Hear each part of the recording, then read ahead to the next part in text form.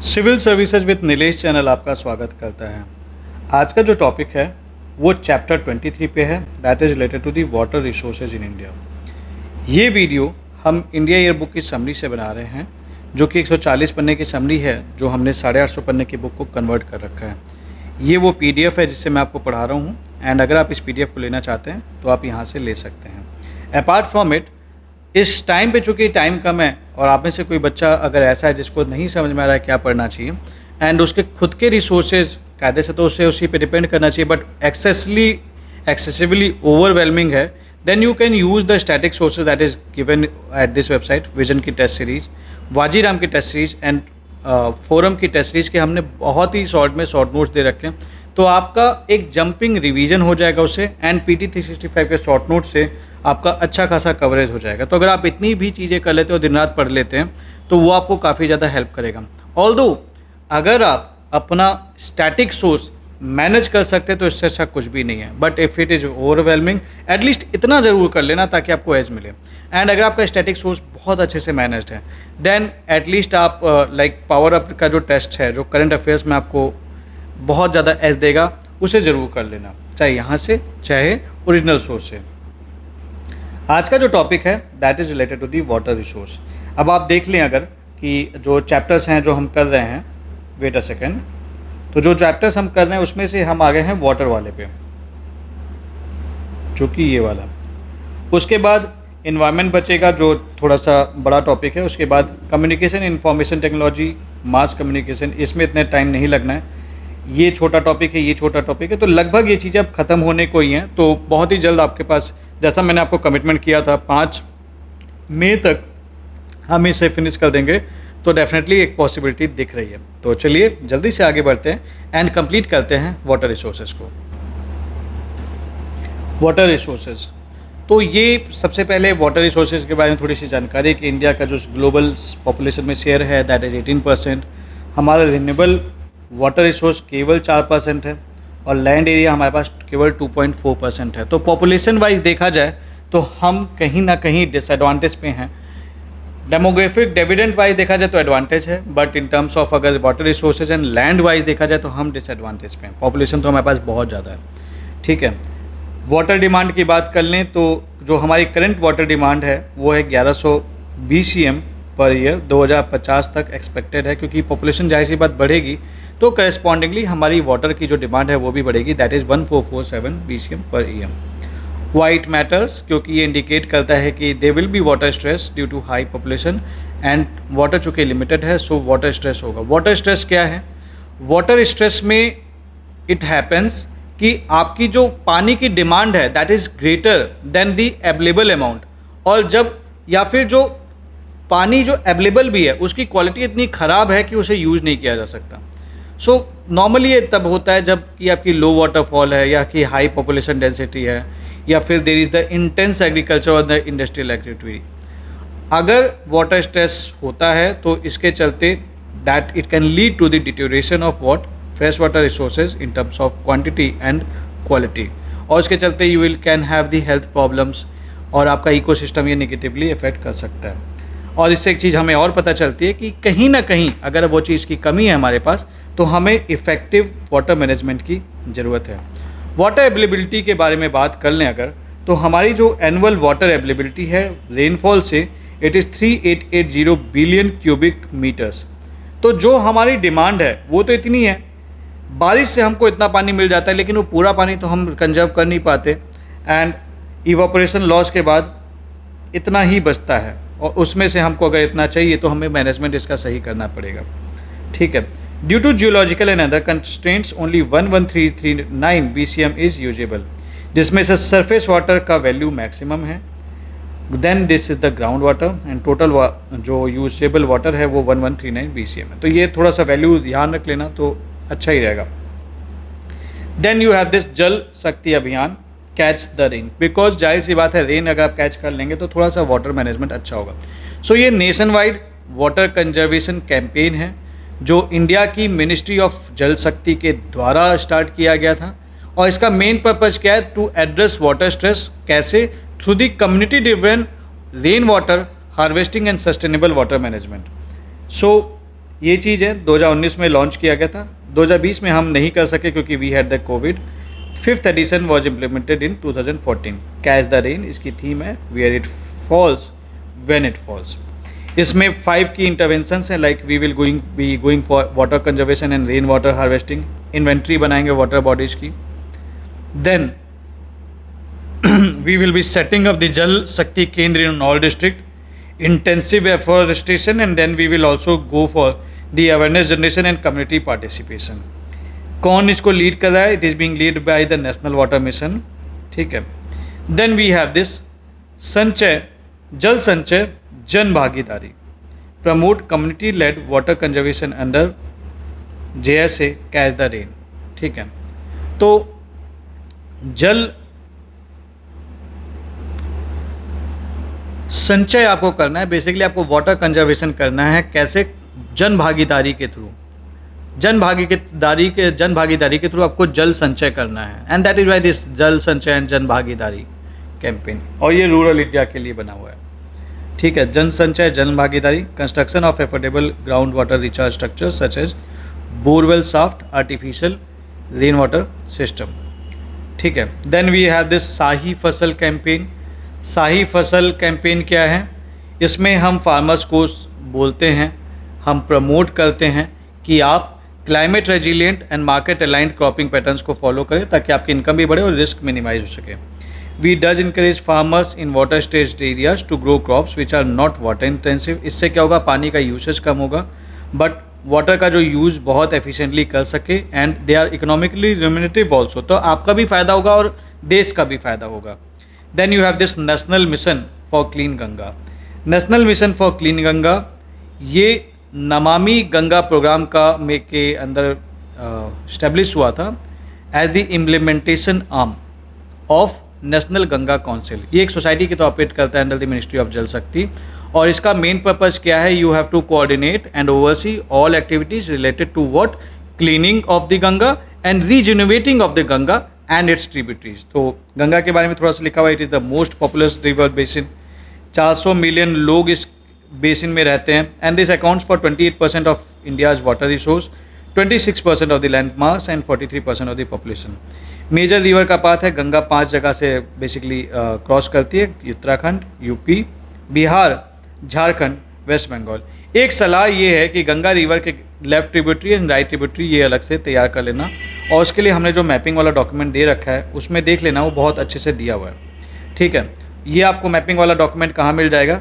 Civil services with Nilesh जो हमारा Telegram channel है, या फिर स्टडी मटेरियल्स एंड यू हमारा जो चैनल है उस पर आपको मिल जाएगा, दिस चैनल, ठीक है। Now Ganga is the home to exotic aquatic life like घड़ियाल, turtles, Ganga river dolphin and golden mahseer. Then we have this Namami Ganga programme. Namami Ganga programme क्या है? नमामि गंगा प्रोग्राम एक इंटीग्रेटेड कंजर्वेशन मिशन है जो गवर्नमेंट ऑफ इंडिया के द्वारा लॉन्च किया गया था, जून 2014 में लॉन्च किया गया था। और इसका मेन पर्पज़ क्या था? Main purpose was to regenerate river Ganga, और वो हम कैसे करेंगे? By combining infrastructure projects, policy interventions and community engagement, ठीक है। Regenerate river Ganga and its tributaries. Approach क्या होगा? Integrated river basin management. इसके 5 वर्टिकल है, ये याद कर लेना, और किसका क्या मतलब है वो भी याद कर लेना। सीधे पूछेगा निर्मल गंगा और आपसे मैच द फॉलोइंग बोल देगा, is related to improving ecology and flow, आप गलत करके आ जाएंगे।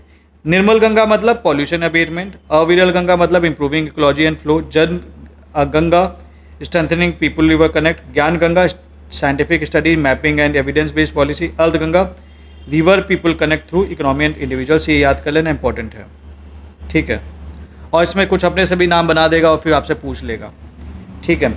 की इंटरवेंशन इसमें क्या क्या है? हमें वेस्ट वाटर ट्रीटमेंट करना है, सॉलिड वेस्ट मैनेजमेंट करना है, रिवर फ्रंट मैनेजमेंट करना है, ई फ्लो मेंटेनेंस करना है, एफ्रोस्टेशन करना है, बायोडाइवर्सिटी प्रोग्राम करना है, कंजर्वेशन करना है, पब्लिक पार्टिसिपेशन करना है। देन यू हैव दिस प्रधानमंत्री कृषि सिंचाई योजना।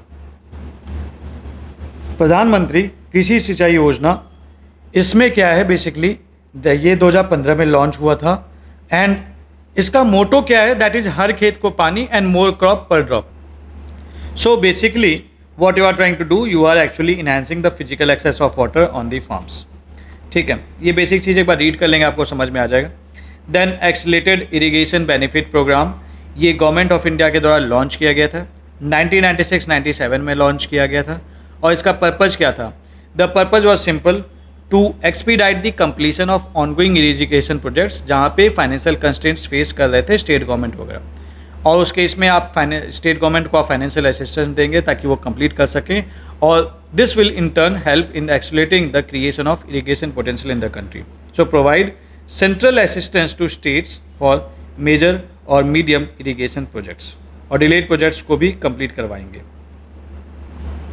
Then you have this command area development and water management. Command area development and water management is what? This was launched by Government of India. कब launch किया गया था? 1974 से 75।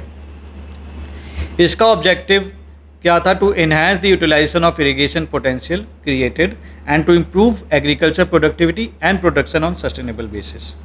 ठीक है, so this was integrated under, Har Khet Ko Paani from this, develop efficient irrigation delivery system up to the field, increase water use efficiency and crop productivity. Participatory irrigation management, तो participation है, तो ये एक स्ट्रेटेजी है जहाँ पे हम फार्मर्स को भी इन्वॉल्व करते हैं प्लानिंग डिजाइनिंग में। तो that is basically the participation, encourage beneficiary participation in water management. ठीक है, it includes transfer of responsibility for operation, maintenance and water charge collection to water user association.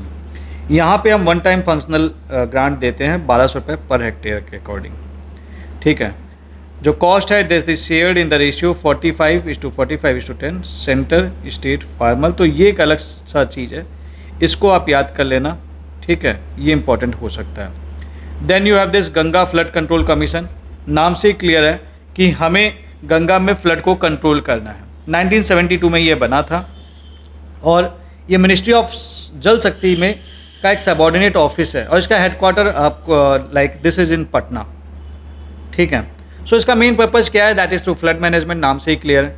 ठीक है, to address chronic flood problem in Ganga river, और जिसका aim क्या है? Create an integrated flood management plan including flood control, erosion control, drainage improvement.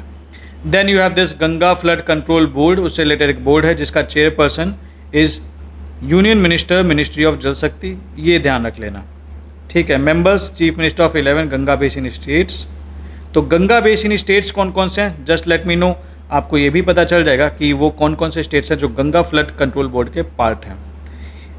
उसके बाद GFCC के जो फंक्शन है ये इन जनरल है, ये आपको आप एक बार स्क्रीनशॉट लेके आप इसे पढ़ लेना, इसमें ज़्यादा कुछ नहीं है। ये इंपॉर्टेंट हो सकता है कि coordinate with Nepal and Bangladesh on, तो कोऑर्डिनेशन वाली बात तो रहती है, तो वो कभी इन जनरल गलत नहीं होती है। Then you have this Central Ground Water Authority, नाम से क्लियर है कि हमें ग्राउंड वाटर मैनेजमेंट करना है। सबसे पहली चीज़ तो यहीं से क्लियर है।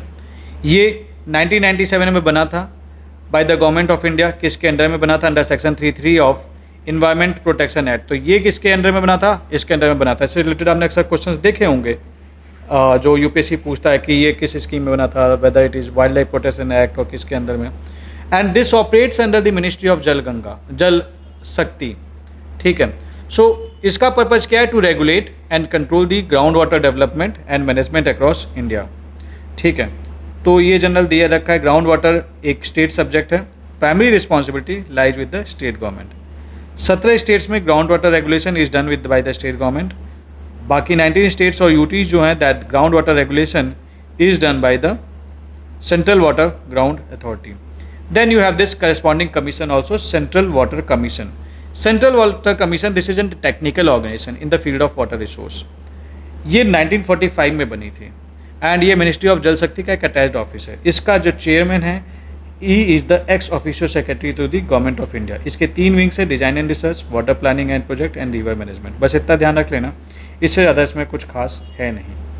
ठीक है, morphological studies completed on 18 reverse, ये नदियाँ हैं। Then CWC involves in designing large water resources projects in which countries? These countries. Then you have the Dam Safety Act. नाम से क्लियर है कि डैम को सेफ रखना है। ठीक है, दिस वॉज इन्फोर्स्ड इन 2021। इसके कुछ इंस्टीट्यूशनल मैकेनिज्म हैं, national committee on dam safety, national dam safety authority etcetera. Then you have this national register of large dams. एक नेशनल रजिस्टर है, मतलब बेसिकली लार्ज डैम्स का एक रिकॉर्ड है। This is now managed by, पहले में CWC maintain करता था, now it is being managed by national dam safety authority with CWC। Then you have this drip project. Drip project पूछ देगा क्या है, पहली चीज़, this is being funded by the world Bank, ये इंपॉर्टेंट है। And DRIP, that is dam rehabilitation and improvement project, जो नाम से ही क्लियर है, this aims at improving the safety and operational performance of selected existing dams across the countries. Selected dams in 7 states. कितने states में है DRIP project being implemented? Jharkhand, Karnataka, Kerala, Madhya Pradesh, Orissa, Tamil Nadu, Uttarakhand. नाम याद कर लीजिएगा, कभी भी पूछ सकते हैं। फेज़ 2 एंड फेज़ 3 लॉन्च हुआ है। Then you have this water resource information system India, WRIS, this is important. Water resource information system ये एक वेब इनेबल्ड प्लेटफॉर्म है, इसका सीधा सा मतलब है this is a portal. So this is launched by ministry of Jal शक्ति।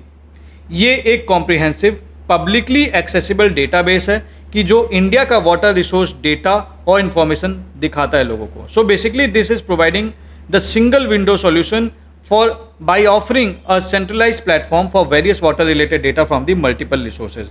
ये डेवलप किया गया है इसरो के द्वारा एंड CWC के द्वारा। तो ये पूछ सकते हैं कि कौन डेवलप किया है इसको, क्या इसरो का इन्वॉल्वमेंट है? कई सारे बच्चे गलत करके आ जाएंगे, तो ये चीज़ ऐसा नहीं करना है आपको, ठीक है।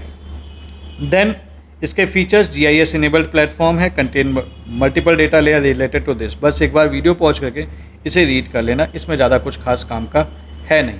Then you have this Farakka barrage project. Farakka barrage project, this is located in Farakka, West Bengal, river Ganga के ऊपर है। एंड इसका जो पर्पज़ है that is to divert Ganga water to Bhagirathi Hooghly via feeder canal, ठीक है। तो इसके चलते क्या होगा, this will help in improving the navigability of Kolkata port by flushing out the silt, क्योंकि इसका गोल क्या है कि हमें कोलकाता पोर्ट का नेविगेबिलिटी इंप्रूव करना है। And also definitely it conducts accordingly anti erosion and bank protection work. Then you have this Betwa river project. Betwa river project का जो पर्पज़ है that is to execute large ghat dam project and power house. किस पे है ये पूछ देगा, ये कौन सी नदी पे, सीधा सवाल पूछेगा, ये किस पे है? बेतवा रिवर पे है। This project is being jointly undertaken by Uttar Pradesh and Madhya Pradesh. तो पूछ सकता है कि ये कॉस्ट एंड बेनिफिट कौन से दो स्टेट शेयर करते हैं, आपको नाम पता होना चाहिए। Then you have this Tungabhadra board. Tungabhadra board का के बेनिफिशियरी स्टेट्स कौन से हैं, ये हैं, याद कर लीजिएगा। Then you have this upper Yamuna river board.